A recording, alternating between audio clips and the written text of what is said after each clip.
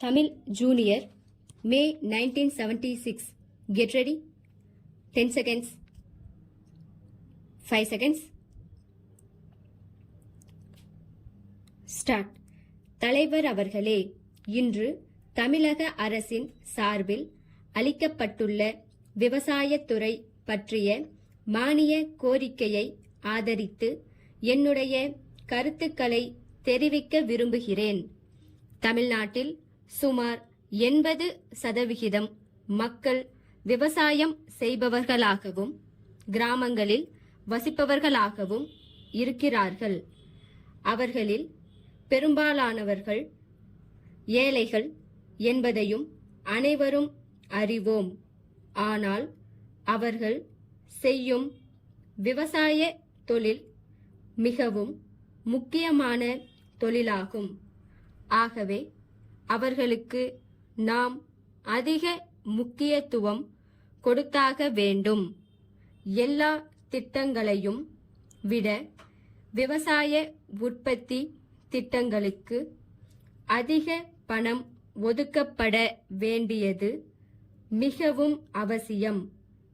இந்த துறையை நம்பித்தான் இந்த நாடு, நாட்டு மக்கள், இந்த அரசு கூட இருக்க வேண்டிய நிலை இருக்கிறது.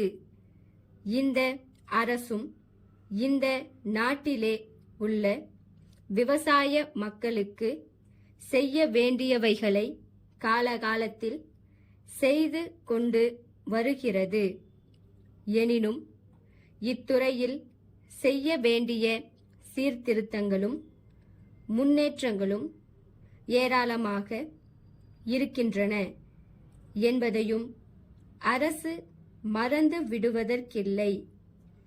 இந்த துறையுடன் மிகவும் நெருக்கமாக சம்பந்தப்பட்டுள்ள கூட்டுறவு, மின்சாரம், பாசனம், கால்நடை போன்ற துறைகள் இன்று வெவ்வேறு அமைச்சர்களின் கீழ் தொடர்பற்ற முறையில் இயங்கி வருகின்றன.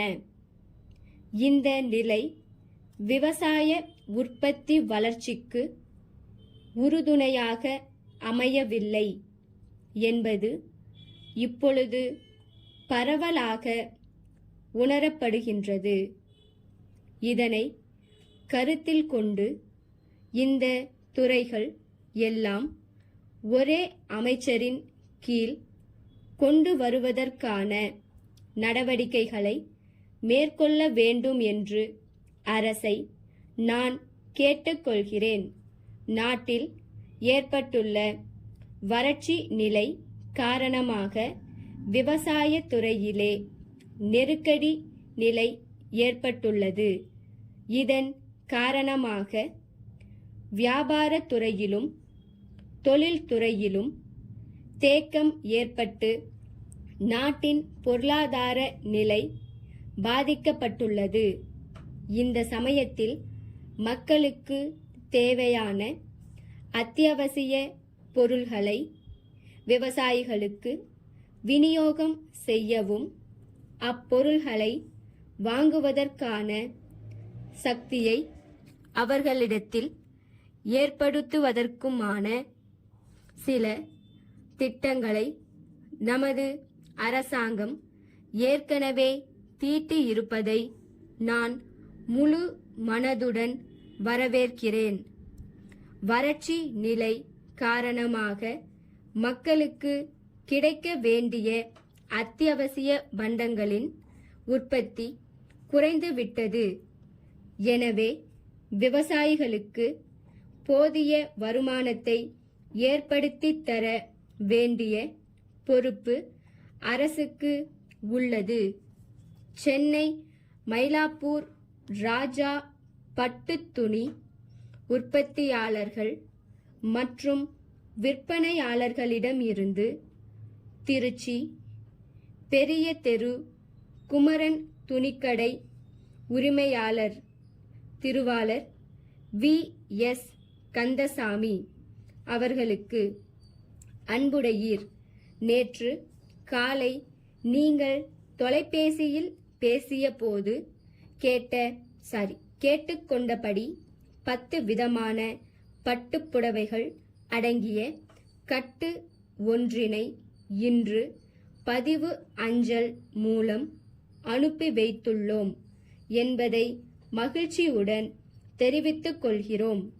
இத்தகைய சிறந்த புடவைகளுக்கு இப்பொழுது கிராக்கி ஏற்பட்டு மிக அதிக அளவில் அவைகள் விற்பனையாகிவிட்டபடியால் கூடுதலாக அனுப்ப இயலவில்லை. எனினும் இன்னும் சில நாட்களில் மேலும் பல மாதிரிகளில் பட்டுப்புடவைகள் வரவிருக்கின்றன.